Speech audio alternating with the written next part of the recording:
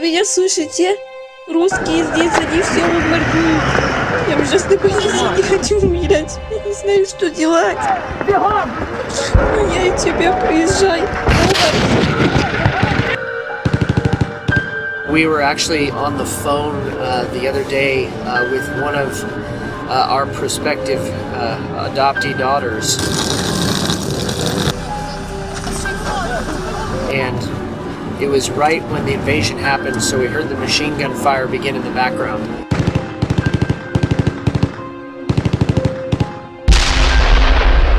The Russians have now leveled that town and they actually targeted the orphanage. So they were moved a little bit closer to the center of Ukraine, but the Russian army started approaching that area as well. So now they're being evacuated to the west of Ukraine. When we've heard that there's a war in Ukraine, it was really shocking and unbelievable because I saw the city where I was born is getting bombed and exploded. So it's just kind of a surreal moment that's going on, and you just first you don't understand, you're shocked what's going on, and then the realization that there's a family, that there's our kids are here.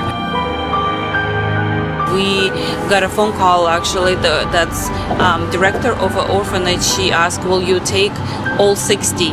In the middle of the night, she called us, and then we said yes without even hesitation. We said yes.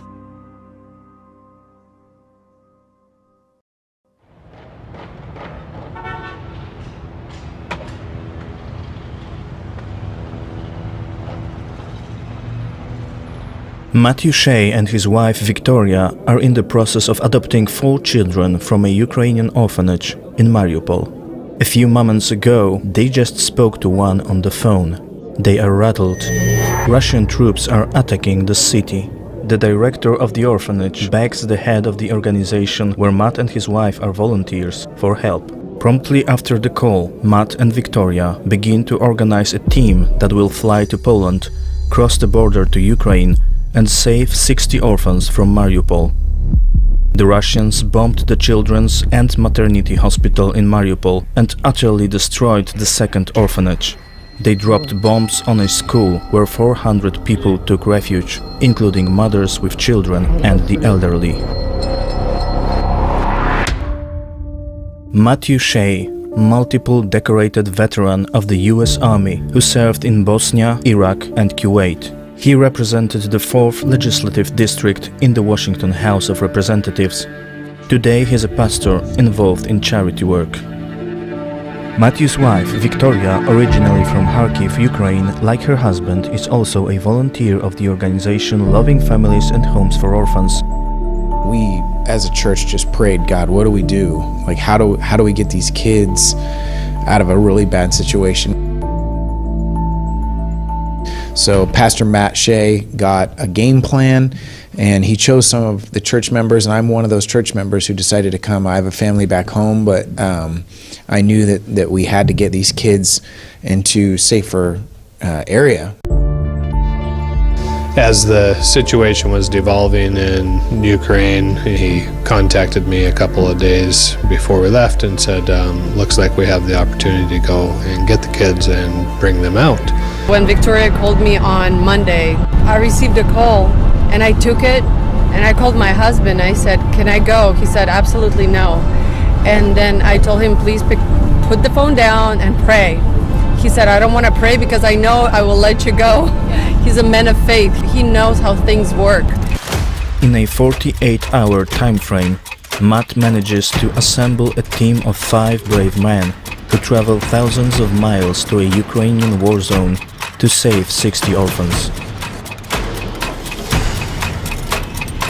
And then we flew all the way from Spokane, and then we barely made it through because of COVID-19 and all the other things. We barely got into Poland.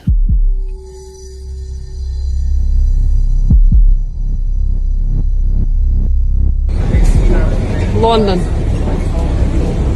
Boarding in 20 minutes.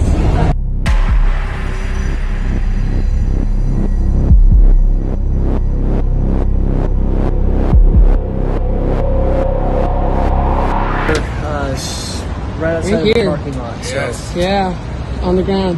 So this is Poland.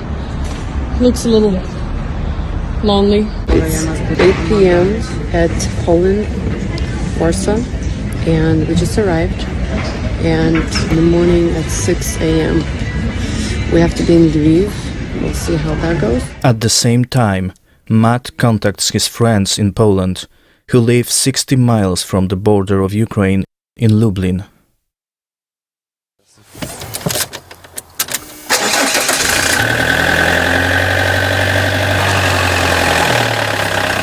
He met Pastor Paweł Chojecki, editor-in-chief of Against the Tide TV, a few years ago in the United States. We're heading for the Okęcie airport to pick up Americans who are going to save 60 orphans from nearby Lviv, Ukraine. Z Ukrainy 60 sierot, które są gdzieś pod Lwowem.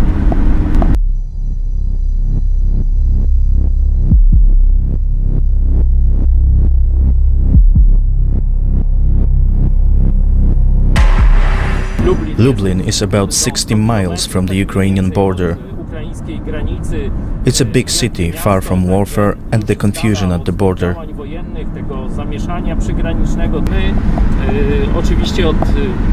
We've been warning the world against the communist threat from China and Putin. So when he invaded Ukraine, we joined Ukraine's aid efforts immediately. This is a great example of it. The Ukrainian nation is experiencing a historic trial. We Poles just can't miss it.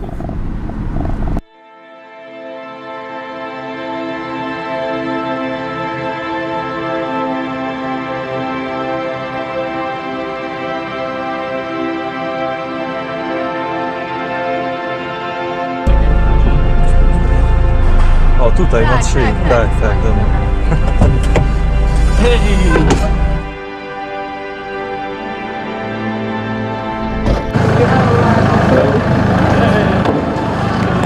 Hello.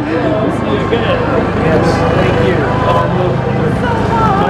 Paweł, nice to meet you. This is my wife Victoria, you remember? Oh, hello! It's good to see you. This is my friend Anna. Let's park the car. Спасибо, спасибо, and hello.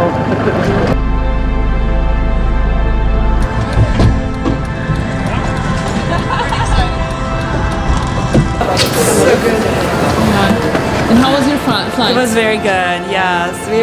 We tried to sleep a little bit, but you know, because adrenaline is pumping, we were just like, there's so many emotions involved. Thank you for what you guys do. It means so much to us. And so many people are involved, so we really appreciate that. Yes, amen.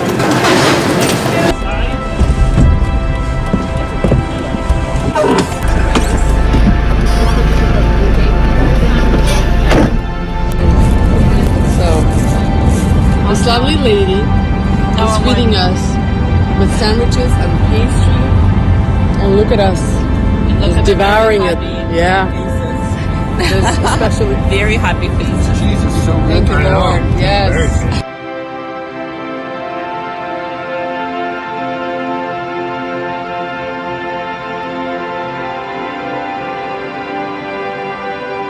Can you tell us about your mission? What's your plans? So we are going to cross the border. We're going to link up with the orphans. Right now they're being evacuated and we don't know exactly what this is going to look like, but right now it's by train, so we're going to link up with them and we're going to make sure they're fed. Some of them haven't had a shower in a few days. We're going to make sure they're taken care of and get them to a place of safety, and hopefully that is Poland. And could you describe every member of your rescue team? Absolutely. Gabe Blomgren, he is our worship pastor, but he also was a finalist on American Ninja Warrior, and he always gets funny when I bring that up. Back here, Mike Munch. Mike is a general contractor and also a member of our security team back at the church. And then, of course, my lovely wife, Victoria, who has the biggest heart of anybody. She's so sweet. And Anna, who is Victoria's friend and my friend as well, who is... We need somebody very tough. We need a tough mother to go with us. That's her. And she's dealt with kids that have experienced trauma before too, And so we need somebody that's very experienced with that, because obviously these kids have had a very traumatic last 24 hours.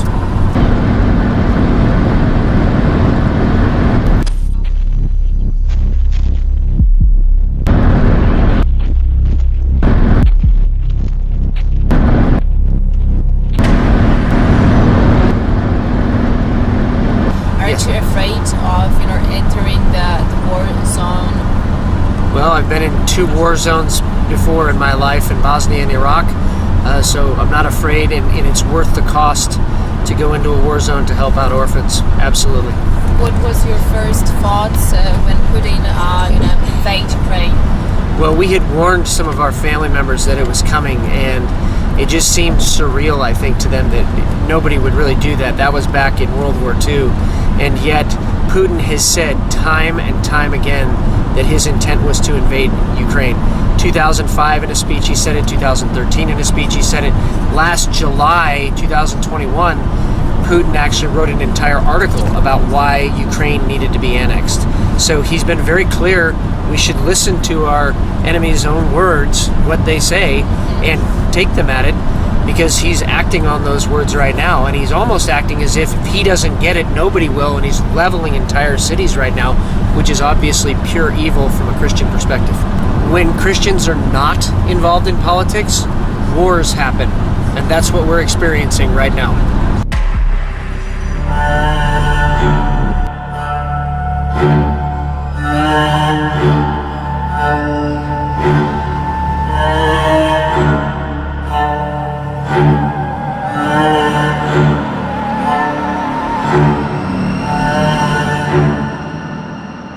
Why did you, contact with Pastor Paweł? Oh, because Paweł's very well known in Christian circles in America as a great Polish patriot. Yes. Yes. So he would have been fighting right alongside Jan Sobieski back in the day if he was alive then. So we know him because of his courageous stand for religious freedom and religious liberty. We just thank you for being so hospitable and being here for us and being here for the orphans as well. It's amazing. It is absolutely amazing that you guys are here for us. So Slava Bogu, blessings to you.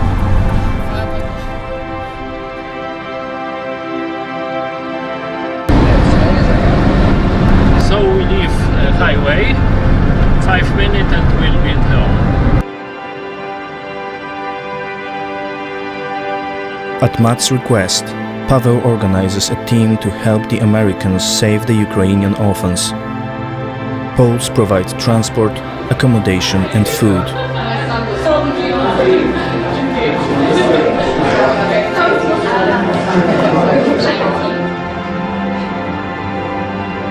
Look at this spread.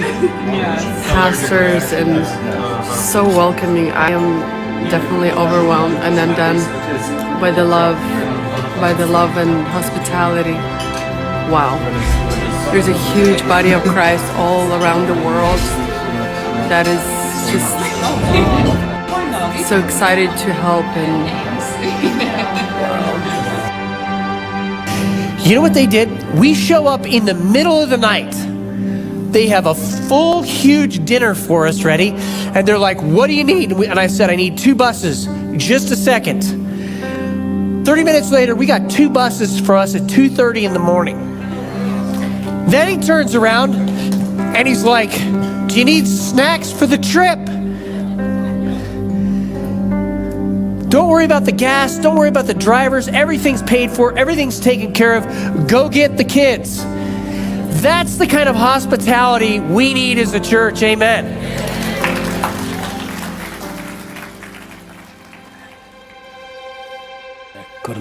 Cornelia told me that there was a need for 1, then 2 buses.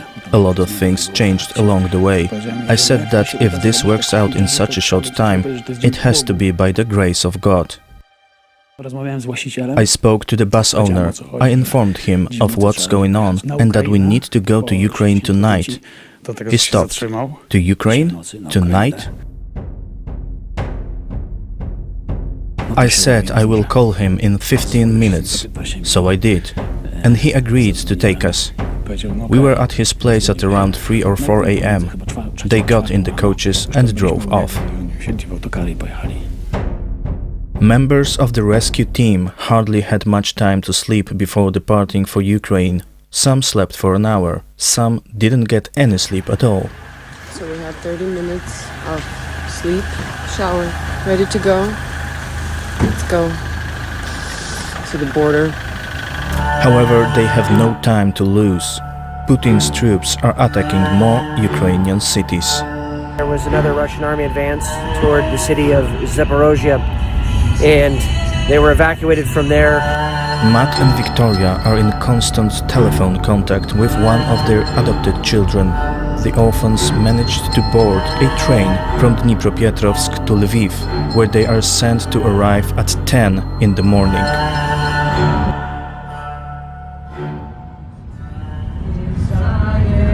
Be with us in trouble. He will rescue us and honor us. With a long life will he satisfy us and let us see our salvation.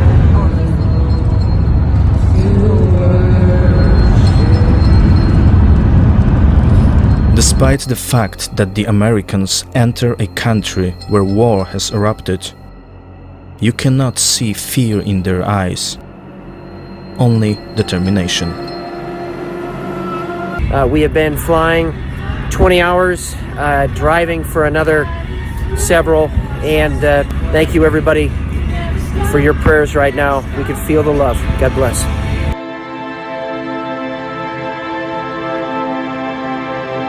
Warszawa, 2 osoby! Proszę. Transport do Pragi. Czechy, Praga. Polish bus drivers take the Americans to Ukraine. A sad sight awaits them at the border. Thousands of Ukrainian people flee the Russian aggression. At the Ukrainian border, thousands of volunteers work around the clock to help the refugees.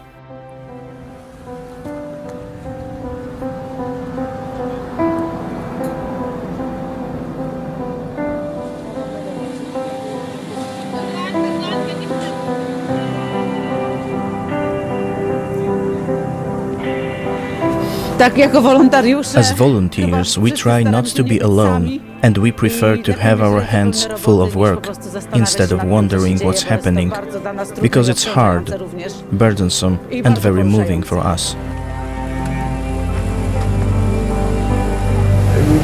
We met the pastor, and he was very friendly, and he helped us to bring us in contact here to the borders, and he brings us to the places where we can give the people the packages.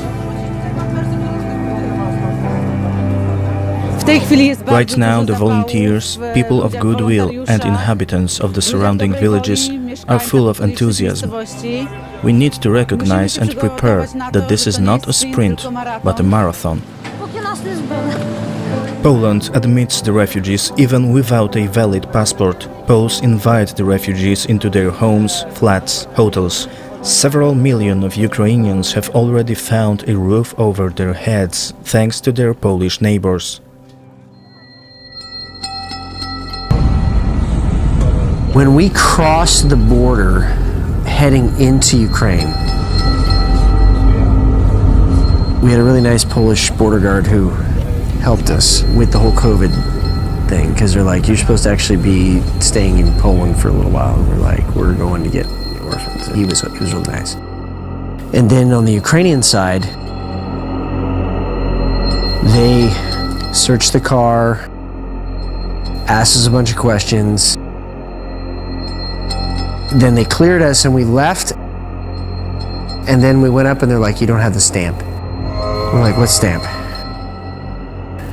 So they turned us around to go back and get the stamp. And then we leave again.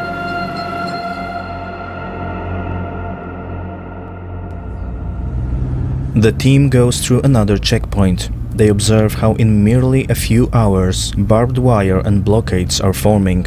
The Ukrainian army is preparing for a Russian attack. Every single road off the main highway had a checkpoint from the border to Lviv. Every single one had a checkpoint with bunker, sandbags, armed guys from that neighborhood. They were protecting each neighborhood. It was very, very well organized. The checkpoints And the bunkers were built up really fast. They were building them that day. And we actually talked to somebody and said, hey, what do you think? And he said, we expect the Russians to try to come down from Belarus at any time. And we saw quite a few people going into Ukraine to fight. Volunteers. Got my man right there, my commander. He's got the USA patch on the shoulder. Got burning buildings. We got mortars. We got rockets. We got all the fun stuff to make it a beautiful day.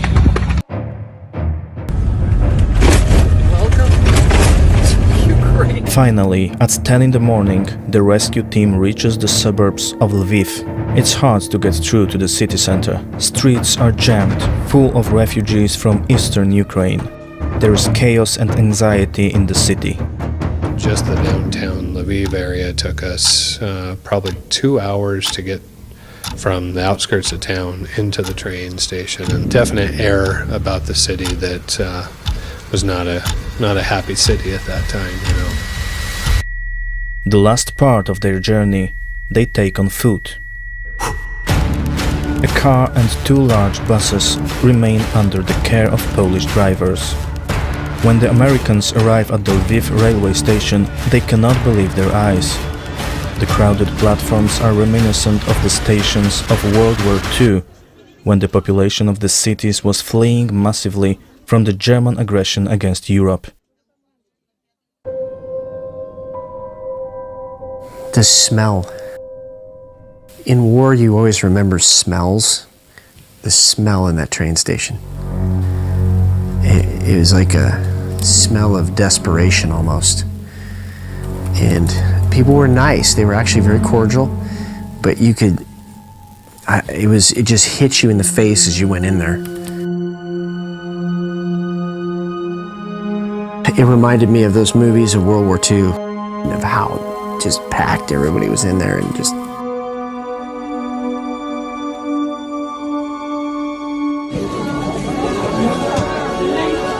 They can't find the orphans. They descend into the basement of the station, where they break through the endless crowds of Ukrainian refugees who are also seeking shelter.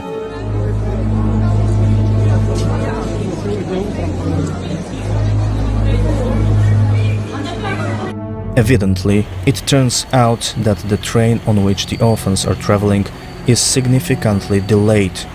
Americans are waiting at the station for a few more hours.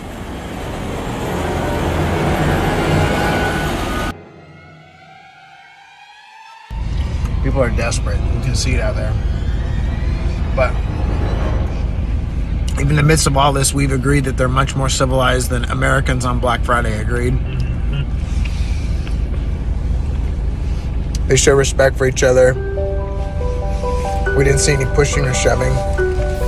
What was really also very neat from a Christian perspective was there were acts of kindness that were still happening.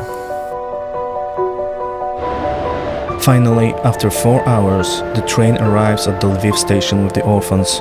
Americans run across the platform to hug and greet them.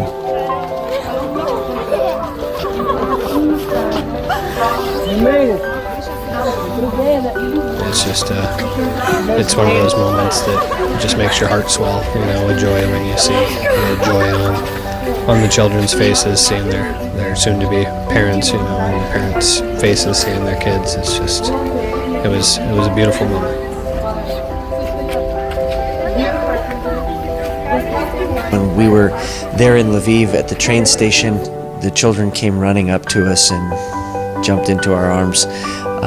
Those are moments you remember for the rest of your life.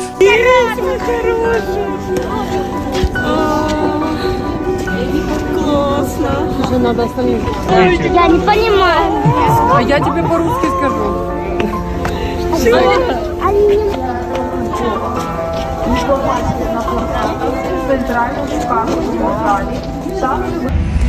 I just want to do a video just of a moment here that I just shared with these kids being dropped off out of that particular trailer right there that they rode in, number 2. For hundreds of miles they escaped through a war zone, and I can't believe how awesome it is just to be here. The level of innocence Just the strength that they have, all of them. So sadly, some of them they didn't have anybody to hug like Matt or Vika. And you could just see it as they watched. And God, you've got them in your hands. I know you've got them. And then we grabbed all their worldly possessions and we marched straight through the middle of the whole crowd that was outside the train station right to the buses, and people actually were trying to get on the buses. And we're like, no, it's for the orphans. They were nice. I mean, when we said no, they were trying to get on the buses. And that's when ABC News came up to me and was like, hey, what's going on? Every train in this country heading westward is now for refugees only, no tickets necessary. And I gotta tell you what I just saw, a group of 60 orphans from Mariupol. Their orphanage has been obliterated. They are now here carrying food and boxes. They have nowhere to go. And this is just the beginning. The UN is now talking about 4 million refugees. However, the mission is not complete. The rescue team faces yet another challenge: to flee Ukraine as soon as possible. So we have everybody on board and we're headed back toward the Poland border right now. So fantastic. A lot of happy kiddos. A lot of happy kiddos right now. Some people wait at least a few days on the Ukrainian-Polish border. How will it be in their case? It's hour 6 at the border right now. We're next in line, it looks like, at least one of our buses. So we're keeping up and praying. It was only supposed to be about a 3-4 hour drive, and it ended up being 28 or 26 hours, something like that, by the time we got there and back, because the situation on the ground was a lot worse than we expected. Fortunately, they only wait 8 hours at the border. We good? We are good. 1, 2, 3.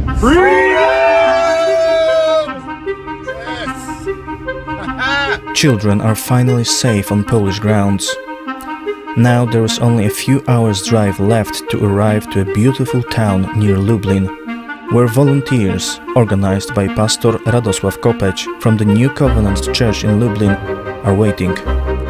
Orphans will finally get a chance to rest in a hotel, journalist's house.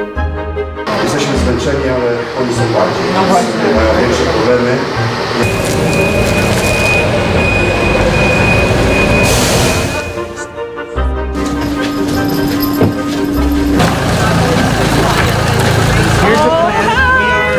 We are. So How are you doing? Oh, God.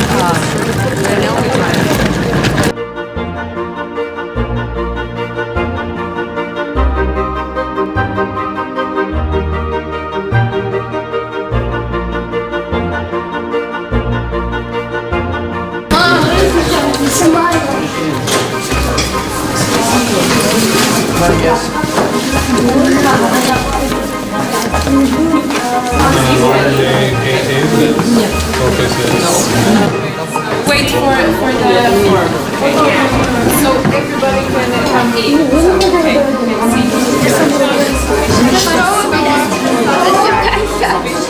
How was your rescue mission, and it was dangerous? It was very long, actually. It was about 60 hours from the United States to here and then back out of Ukraine. We spent about 8 hours at the Ukrainian border, but as we were driving out, we learned that many of the Ukrainian local communities were organizing because they believed the Russian military was going to be there in 24 to 48 hours. So it was coming very, very quickly, so it was very timely to get everybody to safety. We were there in the morning, bright and early, around 4 or 5 o'clock. Children were mostly asleep. As tired as they were from the multiple days of bus, then train, then another train, then another train to a bus station, they were just simply amazed with what they were seeing at the time of destination.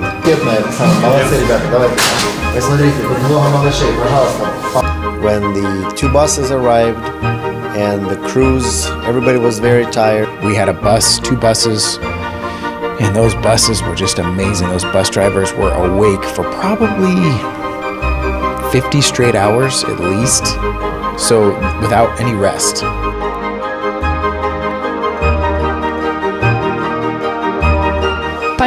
How much time has passed since you were told the orphans were coming to Poland? It was a short message. I was asked if I was able to accommodate this many people. I was sure I wanted to do it. We quickly said that this is not a problem for us, that we were going to do whatever we can for these children to feel at home here. Zrobimy wszystko, żeby te dzieci się u nas poczuły jak w domu. Why did you decide to do it? I love children and I like helping. What did you feel when you saw these 60 orphans from the destroyed Ukrainian orphanage? Co pan poczuł? Jakie były pana pierwsze myśli? I had tears in my eyes, and I'm happy they're here.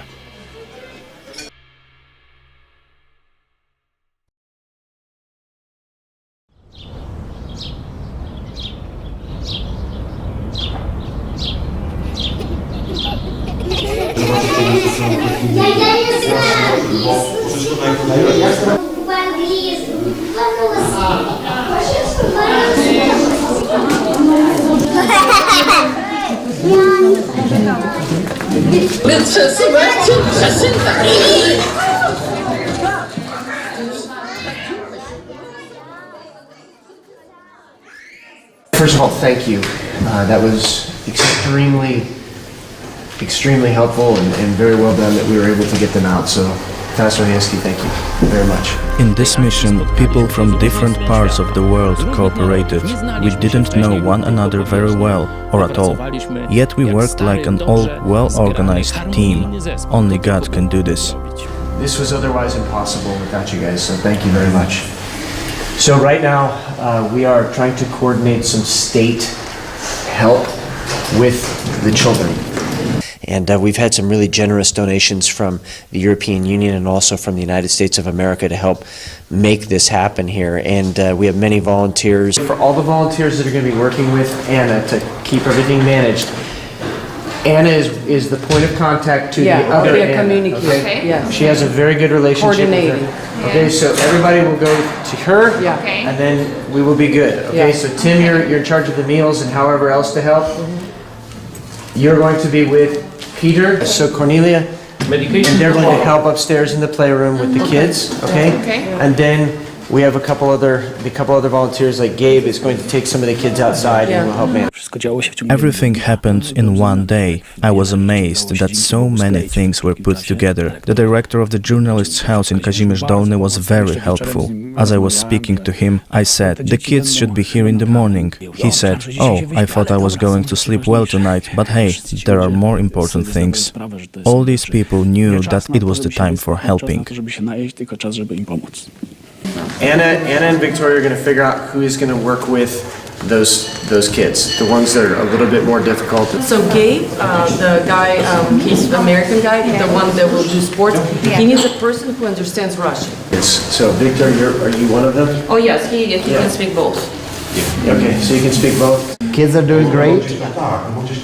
All we need is set schedule times and organizations. Lunch was perfect.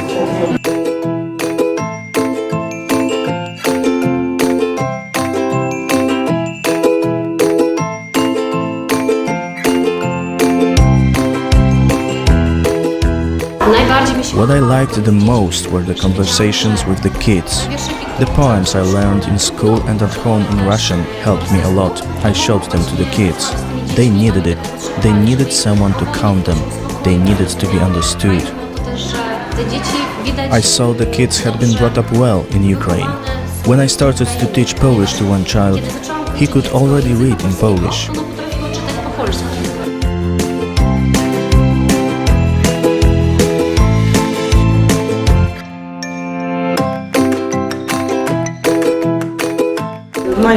The kids have a buffet during breakfast, a two-course dinner and a warm meal for supper. They were exhausted after the travel, but later on it got easier. Volunteers and guardians helped tremendously. We stayed in touch whenever we needed something. We worked with children before, during the summer camps and theme camps. Kids and teenagers visit our hotel, but we know these kids are from a different country, from a different background, so our approach also has to be different. No i trzeba do nich troszeczkę inaczej podchodzić. How are you feeling now, like after a couple of days with this mission? Fantastic. We have some sleep now, and like I said, the children are doing well. This facility is probably one of the best in Poland for this. We have a soccer field, we have basketball hoops, we have 2 activity rooms, we've got a theater, plenty of volunteers, and a great kitchen staff that's helping us out here as well. So this is probably one of the best places in Poland to be, and it's a resort. So of course it's a good place for the children to heal and to recuperate, and then also to begin learning and going on with their lives. People from all over the world come to Poland to help Ukrainians. Pastor Hayecki's church and television are contacted by Hong Kongers from Great Britain. They themselves recently had to flee their homeland, suppressed by communist China. Why do you do that? We have experience oppressed by the CCP. We have came across some experience that we shout out, hope that the all nation help Hong Kong, but nobody say something. Or maybe they just voice out blame on CCP, blame on Hong Kong government, but do no any other real action. We have an apathy. We know what is the feeling of Ukraine. They just walk along to fight for their freedom, fight for from Russia. Foreign media has also learned about the rescue operation. Journalists from the United States, France, Ukraine, Greece and even Taiwan and Mexico came to Kazimierz Dolny.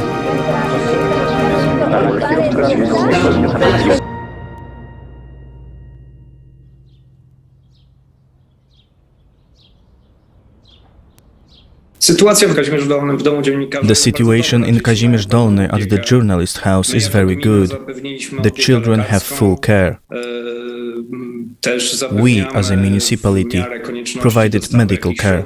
If necessary, we also provide some supplies, although I must admit that the residents of Kazimierz are up to the task and help a lot.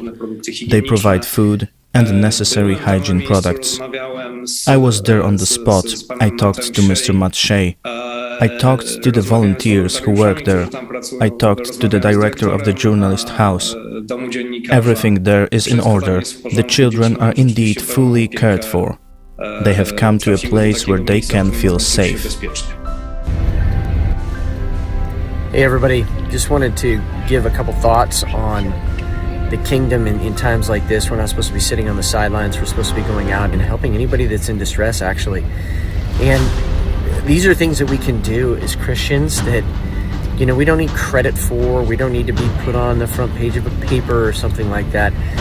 We just need to give the credit to Jesus Christ for putting us in the place and then moving through each one of us to affect lives forever. Everybody that's been a part of this, the last 24 hours, is going to remember this the rest of their lives. And it's going to have that profound effect of Jesus Christ's love just breaking strongholds down, breaking through trauma, and restoring families. We sit in a comfortable bubble back in America with our comfort beds and our My Pillows and everything, but there's a whole different world out there that needs us as Christians to act. To me, Pastor Shea used to be a politician I had the pleasure of meeting briefly in 2018 in the United States. I glanced at his social media from time to time. Today, I can say that he is my friend. And that friendship, you might say, has proven itself in action. It has proven itself in difficult situations. It has proven itself in rescuing children. Pastor Shea also told me a story from the war in Iraq when he was there risking his life, and he had his last day of service. He was about to go home. Then they had to travel the most dangerous section in the area, the route between the base and the airfield. Of course, they got into their armored Humvee vehicles and took off at full throttle. And then, somewhere in the middle of the route, Iraqi children suddenly stood in front of the cars. The driver asked, "Captain, what do we do?"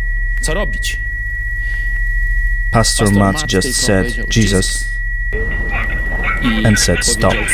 The driver demanded confirmation because he knew that stopping in this dangerous area was certain death for the American crew. Matt repeated, "Stop." Well then, with a squeal of the brakes right in front of those kids, they stopped. They got out not knowing if this was an ambush. But these kids told them that there was an ambush just prepared for them a few miles away. In other words, those children saved their lives, and the Americans saved the lives of these children. Later, a tank came from the other side, disarmed that ambush, destroyed it, and Pastor Shea returned home safely. Even on his last day of service, he was willing to sacrifice his life to save Iraqi children. This time, he sacrificed his life and risked his life to save Ukrainian children. This is how friendship is born.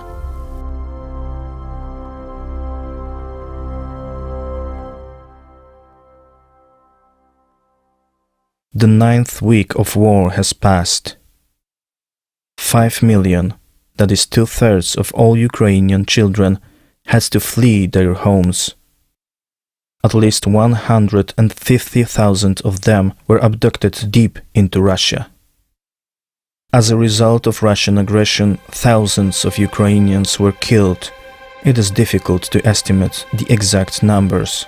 The United Nations said the Russians had already murdered hundreds of Ukrainian children.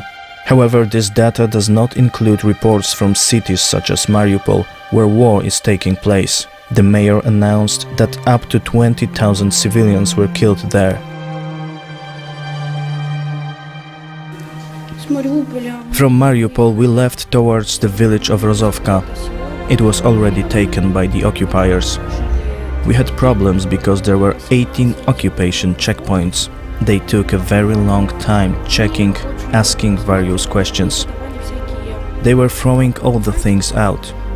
We were also worried that these people wouldn't think anything unnecessary, so that we would manage to stay alive.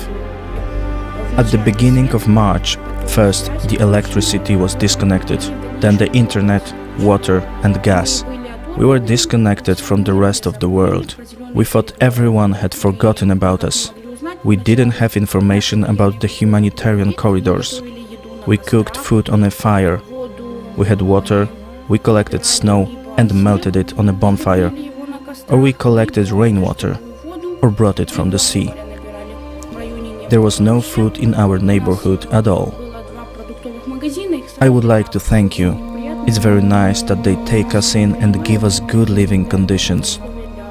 I am very pleased that the Ukrainian people are not forgotten and that they are trying to support them. Not trying, really supporting.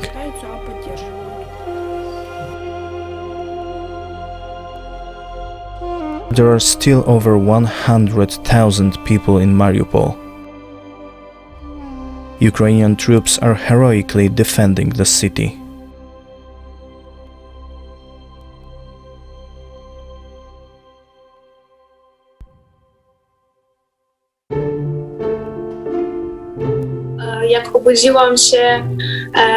When I woke up on February the 24th, I already had a lot of messages from Poles on social media. Daria, is everything okay? So from the first minutes of this war, I saw the support of Poles. I understood that these two nations, Poland and Ukraine, are heroic nations, because as you know, Poland has the second place in humanitarian aid to Ukraine, because the first place is of course Ukraine.